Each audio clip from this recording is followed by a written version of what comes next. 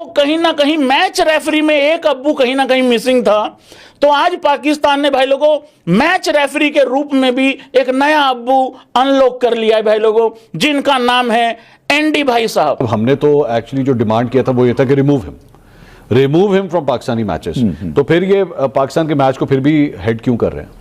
देखें, एक हद तक आप जा सकते हैं ना, तो अब आपको एक तरह से मिडिल पाथ कहीं ना कहीं ढूंढना। फिर आईसीसी ने बोल दिया, देखिए आपको मैच अगर बॉयकॉट करना है तो आपको आईसीसी टूर्नामेंट से फोरफिट करने पर 16 मिलियन का फाइन भरना पड़ेगा। उसके बाद आपकी फुल मेंबरशिप सस्पेंड हो सकती थी, आपको बैन लग सकता था टू पार्टिसिपेट इन फ्यूचर। तो हम ये कह सकते हैं कि ये एक फॉल्स फ्लैग इंडिया की तरफ से पाकिस्तान के खिलाफ था। एग्जैक्टली, पाकिस्तान ट्रैप हो जाता तो उसके बाद तो फिर हम समझना चाहिए था ना, आप फारिग हो जाते। पाकिस्तान की नौटंकी बहुत लंबी नहीं चली और 3 दिन के बाद पाकिस्तान ने एक बार फिर से 1971 की तरह सरेंडर कर दिया। मैं पूछना चाह रहा हूं आपको भारत से, क्या है कि आप भारत का नाम नहीं लेना चाहते, आप सूर्य कुमार यादव का नाम नहीं लेना चाहते?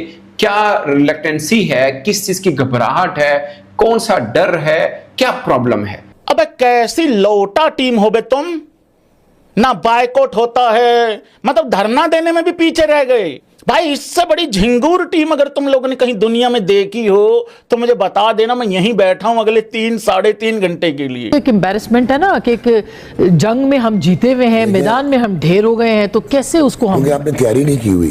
A Fiat cannot compete with Ferrari।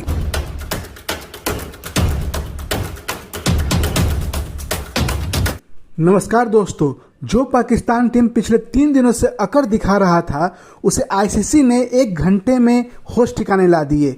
हुआ यूं, इंडिया के मैच के बाद पाकिस्तान टीम ये मांग कर रही थी जो मैच रेफरी हैं उन्हें तत्काल तौर पे इस टूर्नामेंट से हटाया जाए। अगर ना भी हटाया जाए तो कम से कम पाकिस्तान वाले मैच में उन्हें हिस्सा ना बनाया जाए। लेकिन आईसीसी ने पाकिस्तान की एक भी बात न सुनी और साफ लफ्जों में कह दिया, अगर यूएई के साथ मैच खेलने के लिए 1 घंटे के अंदर पाकिस्तान टीम स्टेडियम नहीं पहुंचती है तो वो भरसक ही इस टूर्नामेंट को छोड़ सकती है, लेकिन इससे पहले उसे $16 मिलियन का फाइन भरना पड़ेगा। जिसे सुनते ही पूरे पाकिस्तान के होश फाख्ता हो गए, क्योंकि जो देश 2-4-5 मिलियन के लिए भीख मांगता फिरता है, जिसके प्रधानमंत्री देश देश घूम के कटोरे में भीख मांगते हैं, उसके लिए $16 मिलियन का जो फाइन है वो पहाड़ के समान है। और इसी को लेते हुए पाकिस्तान टीम तुरंत 60 मिनट के अंदर सरेंडर करते हुए स्टेडियम पहुंच गई और यूएई के साथ मैच खेलने लगी। इन्हीं सब बातों को लेकर पूरे पाकिस्तान मीडिया में हाहाकार मचा हुआ है कि कैसा हमारा देश है जो कि पैसे के मजबूरी में किसी भी हद तक गिर जाता है। और क्या विशेष बातें हुई हैं, आप खुद डिबेट में देखिए। कि जनाब, हमने तो एक्चुअली जो डिमांड किया था वो ये था कि remove him from Pakistani matches. तो फिर ये पाकिस्तान के मैच को फिर भी हेड क्यों कर रहे हैं? देखें, एक हद तक आप जा सकते हैं ना, अब आपके पास आप ये देखें ना कि रिमूव करना है और हमने खेलना नहीं है, तो मैच यहां पे पड़ा था ना।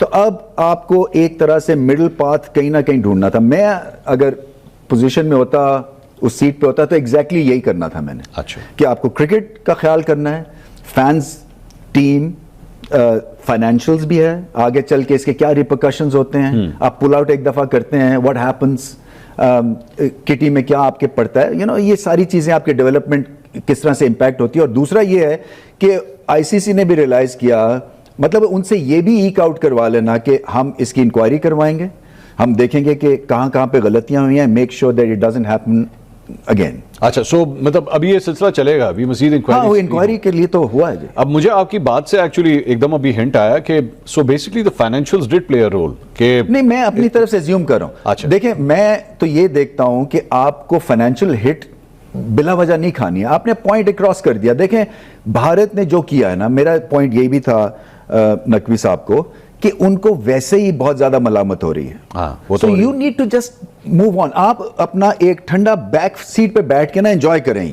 ठीक है।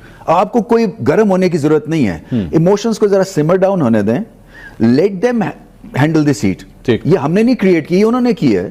So what I am getting is कि बेसिकली 2 साबका क्रिकेट बोर्ड के चेयरमैन भी इस डिसीजन की फेवर में हैं, जो कुछ हुआ, आप भी और सिटी साहब भी। मैं तो डेफिनेटली, हाँ, मेरे ख्याल से वो भी थे। अच्छा। एक जनरल ओपिनियन यही बन रहा था कि हमें थोड़ा सा ना इसमें जरा थोड़ी सी बैक सीट लेनी चाहिए, क्योंकि मैसेज चला गया। घंटे देखें देर से मैच हुआ है, एक हेडलाइंस आपको बन गई कि Pakistan is not happy with the situation. तो ये सब चीजों की वजह नहीं, से बट जो इशू था, जो आपने पहले कहा कि जी हैंडशेक से आपको इतना फर्क नहीं पड़ता, अगला जो पाकिस्तान और भारत का मैच होगा उसमें हैंडशेक होगा या नहीं? ना करें। अच्छा, नहीं होगा। आज पाकिस्तान ने भाई लोगों मैच रेफरी के रूप में भी एक नया अब्बू अनलॉक कर लिया है भाई लोगों, जिनका नाम है एंडी भाई साहब। देखिए, एंडी भाई साहब इतने एंडी आदमी हैं कि वो भाई लोगों अकड़े रहे, वो कहते मेरा एल झुके, मेरा एल माने, मैं तो नहीं हटता यहां से। और जो ये अफवाह फैला रहे थे ना कि पाकिस्तान टीम मैच खेलने के लिए तैयार हो गई है क्योंकि एंडी भाई साहब को हटा दिया गया है, भाई लोगों एंडी ताऊ के लिए एक बारी तालियां बजा दो एक बारी, क्योंकि ये आदमी भाई लोगों डायरेक्ट जय शाह होनियों का आदमी है, मतलब उस तरीके से समझ लो इस तरीके को। हाँ, क्योंकि भाई लोगों देखो आईसीसी के जो हेड हैं वो जय शाह होनी है, तो मैं तो उन्हीं का एम्प्लॉय मान के चल रहा हूं इस आदमी को। एंडी साहब एक गाना गा रहे हैं भाई लोगों खुलेआम मैदान में इधर उधर घूम के, और वो गाना कौन सा है मित्र लोगों? शेर मार्केट वांगू चढ़े गबरू। तालियां हो जाएं भाई लोगों पाकिस्तान के मैच रेफरियों में नए अब्बू के लिए एक बारी। शेर मार्केट वांगू चढ़े गबरू। भाई आदमी सच में बॉस की तरह घूम रहा है। ये छाती ठोक के वहीं खड़ा था टॉस टाइम पे, कह रहा ये खड़ा तुम्हारा पाकिस्तानियों, तुम्हारा बाप मेरे सामने ही टॉस करना पड़ेगा तुम लोगों को। अबे तुम्हें ऐठना भी नहीं आया। यूएई से हारने से तो अच्छा ये कि जलील ना होते और पहले ही बाइकआउट करके चले जाते, शायद कोई ये कहता भाई गैरत वैरत है भाई तुम लोगों में। क्या हमें मिला है उसमें बड़े चीजें थी। हालांकि वो पाकिस्तान का इतना स्ट्रॉन्ग केस था, सूर्य कुमार यादव ने हमारी इंसल्ट की है इस तरह के नामुनासिब गैर मुनासिब अल्फाज इस्तेमाल करके। आपको सबसे बड़ा इशू ही वो था। मैं क्यों पहले दिन से आपको कह रहा हूं, आपने जब भी मेरे से बात की मैंने हमेशा ये कहा पाइक्राफ्ट। अच्छा, आप मुझे बताइए, आज की चेयरमैन साहब की बात के बाद मुझे ये लगा या आम लोग ये समझे कि पाइक्राफ्ट ने जो मना किया सलमान अली आगा को कि आपने सूर्य कुमार यादव से हाथ नहीं मिलाना, ये बड़ा इशू है। और अगर सूर्य कुमार यादव ने पोस्ट मैच में या प्रेस कॉन्फ्रेंस में पाकिस्तान का नाम दहशत के साथ जोड़ दिया, वो छोटा इशू है। This is what you want to say. हाँ, ये आपको रमीज राजा ने आपके साथ खड़े हुए याद दिलाया है कि पायन बड़ा इशू सूर्य कुमार यादव सी ए नहीं सी। अब वो इतना ही कह सकते हैं, अक्लमंद वालों के लिए इशारा ही काफी। और ये अक्लमंद के मतलब मैं पीसीबी नहीं कह रहा, जो लोग देख रहे थे उनको रमीज राजा ने कहा है, क्योंकि पीसीबी को पता है कि बड़ा इशू ये था। आपने बहुत कमाल से एक बड़े इशू को छुपाया। मैं पूछना चाह रहा हूं आपको भारत से, क्या है कि आप भारत का नाम नहीं लेना चाहते, आप सूर्य कुमार यादव का नाम नहीं लेना चाहते? क्या रिलेक्टेंसी है, किस चीज की घबराहट है, कौन सा डर है, क्या प्रॉब्लम है? सबसे बड़ी चोट आपको पाइक्राफ्ट के जरिए भी अगर किसी ने पहुंचाई तो वो भारत ने पहुंचाई, मगर आपकी पूरी प्रेस कॉन्फ्रेंस में, आपकी किसी प्रेस रिलीज में भारत का जिक्र नहीं है। मैं सिर्फ ये जानना चाहता हूं। और लोग, ये मैं आपको मीडिया का पढ़ के देखा, उसमें मोहसिन नकवी साहब का अपना मीडिया भी है कि पहली दफा चेयरमैन ऐसा मिला, पाकिस्तान को कभी मिला नहीं, शुक्र है नहीं मिला।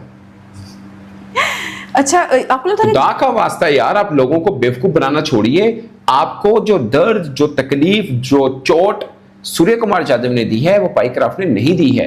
और पाइक्राफ्ट एक मोहरा था असल। आपको चले पाइक्राफ्ट ने जी माजरत कर लीजिए, ओके, इसका मतलब पाइक्राफ्ट ने गलत किया, और गलत जिसने कराया उसका आप जिक्र नहीं कर रहे हैं। आप कहें अब उसको आईसीसी को कहें माजरत कर ली, इन्हें मान लिया है, अब उस बंदे ने कहा था इसको पकड़िए, आप किसको कहेंगे? आपने ये लगा मुझे कि हम कोई खाम खा के इगोइस्ट हुए, हमने पाइक्राफ्ट को हराया, ना हमने आईसीसी को हराया, ना हमने भारत को हराया, ना हमने सूर्य को हराया। हमने पाइक्राफ्ट के खिलाफ अपनी जीत को लेकर झंडे गाड़ने, जहां पे गाड़ लीजिए सियानों ने पता तोड़े ना की होया तो सर ना की होया। इतने जो आपने ये पगदड़ मचाई थी, इसलिए मचाई थी कि पाइक्राफ्ट आए और आपसे माजरत करके चला जाए। दोस्तों, आपको अगर वीडियो अच्छा लगा तो इसे कर दीजिए लाइक। अगर आप मेरे चैनल पर नए हैं तो इसे सब्सक्राइब करके ही जाइएगा। जय हिंद, जय भारत।